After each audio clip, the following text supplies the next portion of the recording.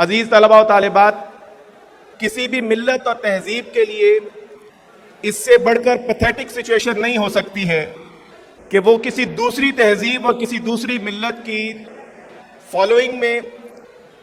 فخر محسوس کرے، اس کو فالو کرنے میں،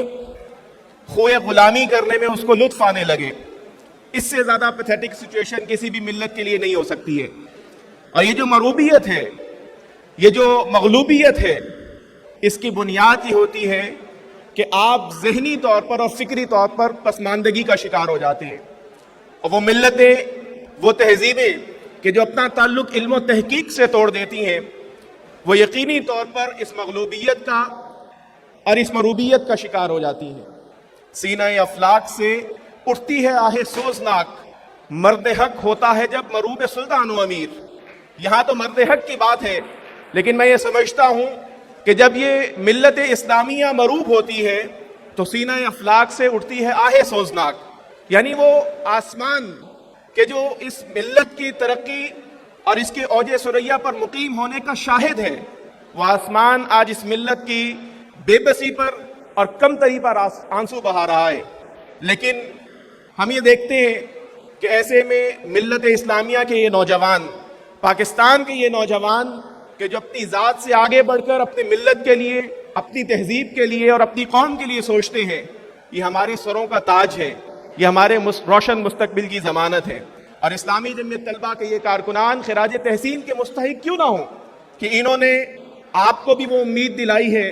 پاکستان کی عوام کو بھی وہ امید دلائی ہے، ملت اسلامیہ کو بھی وہ امید دلائی ہے کہ ہم دوبارہ اپنا وہ کھویا ہوا مقام حاصل کر سکتے ہیں۔ آج پاکستان کا نوجوان مایوس نظر آتا ہے، وہ پاکستان سے باہر جانے کی کوشش کر رہا ہے، وہ یہ سوچتا ہے کہ اس کو اپنا مستقبل باہر کی دنیا میں جا کر بسانا ہے اور اپنے مستقبل کی بنیاد اس کو باہر کسی دوسرے ملک میں جا کر رکھنی ہے۔ پاکستان سے سالانہ 92,000 گریجویٹس ہیں کہ جو آؤٹ آف کنٹری جاتے ہیں، اور المیہ یہ ہے کہ ہماری وہ ایلیٹ کلاس، یعنی جس نے اس ملک کی باغ دوڑ سنبھالی ہوئی ہے، وہ اس ملت اسلامیہ اور پاکستان کے نوجوان کو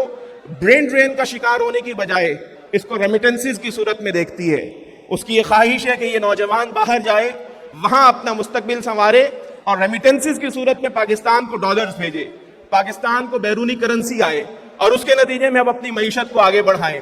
المیہ تو یہ ہے کہ یہ نوجوان کہ جو اتنا پوٹینشل رکھتا ہے کہ اگر یہ پوٹینشل پاکستان کے اندر یوز ہو تو پاکستان بہت تیزی سے گرو کر سکتا ہے، لیکن ہم اس کے طویل المیعاد مستقبل کی بنیاد رکھنے کی بجائے شارٹ سائٹڈ کا شکار ہوتے ہیں اور اس کو یہ کہتے ہیں کہ تم پاکستان سے باہر چلے جاؤ اور وہاں جا کر ریمیٹنسز کی صورت میں ہماری اکانومی کے لیے سرو کرو۔ میں یہ سمجھتا ہوں کہ یہ پاکستانی نوجوان کے لیے حقارت ہے، تحقیر ہے کہ اگر اس کے پوٹینشل کو بہتر یوٹیلائز کرنا ہو تو آپ اس کو ڈالرز کے اندر پہچانتے اور پرکھنے کی کوشش کرتے ہیں۔ میں یہ سمجھتا ہوں اور اسلامی جمعیت طلبہ یہ سمجھتی ہے کہ پاکستان کا یہ نوجوان بے آسرا نہیں ہے، پاکستان کا یہ نوجوان یہ پوٹینشل بھی رکھتا ہے، ہمت اور جرت بھی رکھتا ہے اور اپنے روشن مستقبل کے حوالے سے سوچ بچار بھی کرنے کی صلاحیت رکھتا ہے، لیکن اس کو سمت کی ضرورت ہے، اس کو رہنمائی کی ضرورت ہے، اس کو آگے بڑھ کر اپنا رول پلے کرنے کے لیے آمادہ و تیار کرنے کی ضرورت ہے، اور اسلامی جمعیت طلبہ یہ کام بخوبی کر رہی ہے۔ یہ ٹیکنو فیسٹ کا ایونٹ اس کی ایک زندہ مثال ہے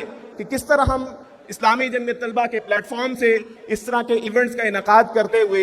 آپ کو امید کا پیغام بھی دے رہے ہیں اور آپ کے پوٹینشل کو یہاں بہتر انداز میں یوٹیلائز کرنے کی ڈائریکشن بھی آپ کو دے رہے ہیں۔ میں یہ کہنا چاہوں گا کہ اگرچہ یہاں پر مایوسی کی بہت ساری وجوہات موجود ہیں، پاکستان ہیومن کوالٹی انڈیکس کے مطابق دنیا میں 152ویں نمبر پر موجود ہے۔ 152ویں نمبر پر موجود یہ ملک ہیومن کوالٹی انڈیکس کے مطابق اگر اپنے پوٹینشل کو یوٹیلائز کرنا شروع کر دے تو پاکستان بہت بہتر انداز میں اپنا مقام حاصل کر سکتا ہے۔ پاکستان کے اندر اگر تعلیمی دنیا میں دیکھا جائے تو یہاں پر آج کا طالب علم مہنگی فیسیں بھرتا ہے اور بے شمار مسائل کا سامنا کرتے ہوئے اپنی ڈگریز کو حاصل کرتا ہے۔ فیسوں میں بے تحاشا اضافہ ہے، سہولیات کی عدم فراہمی ہے، کوالٹی ایجوکیشن کی عدم فراہمی ہے۔ ابھی گزشتہ دنوں ایک رپورٹ آئی کہ پاکستان کی کوئی ایک بھی یونیورسٹی دنیا کی ٹاپ 200 یونیورسٹیز میں شمار نہیں ہوتی ہے۔ ٹاپ 200 یونیورسٹیز میں کوئی ایک بھی یونیورسٹی پاکستان کی نہیں ہے، یعنی کوالٹی آف ایجوکیشن کی ہمارے ہاں صورتحال تو یہ ہے، لیکن اس کے باوجود پاکستان کے اس نوجوان کو مایوسی سے بچنا ہوگا، پاکستان کے اس نوجوان کو نا امیدی سے بچنا ہوگا، پاکستان کے اس نوجوان کو اپنے مستقبل کے حوالے سے کانشیس ہونا ہوگا اور علم و تحقیق سے اپنا تعلق جوڑتے ہوئے اپنے پوٹینشیل کو بہتر انداز میں یوٹیلائز کرنا ہوگا تاکہ کل کا پاکستان ایک بہتر پاکستان ہو، تاکہ کل کا پاکستان ایک روشن پاکستان ہو، اور اسی کے نتیجے میں ہم آنے والی نسلوں کے لیے وہ پاکستان چھوڑ کر جا سکتے ہیں کہ جس سے امیدیں باندھی جا سکتی ہیں کہ جو ملتوں کی تقدیر بدلنے کا کردار ادا کر سکتا ہے۔ میں اسلامی جمعیت طلبہ کی پوری ٹیم کو ایک بار پھر خراج تحسین پیش کرتا ہوں کہ آپ نے شہر کے پوٹینشیل کو یہاں جمع کیا، شہر کی کریم کو یہاں جمع کیا، شہر کی انٹیلیجنشیا کو یہاں جمع کیا اور ایک ویژن دیا ہے۔ ان کو یہ ویژن دیا ہے کہ آپ کو اپنا پوٹینشیل پاکستانی قوم کے لیے یوٹیلائز کرنا ہے۔ اسلامی جمعیت طلبہ نے آپ کو یہ ویژن دیا ہے، آپ کو یہ اپروچ دی ہے کہ آپ کو اپنے اس پوٹینشیل کو انڈرمائن نہیں کرنا ہے، بلکہ آپ کو اس پوٹینشیل کو گرو کرتے ہوئے،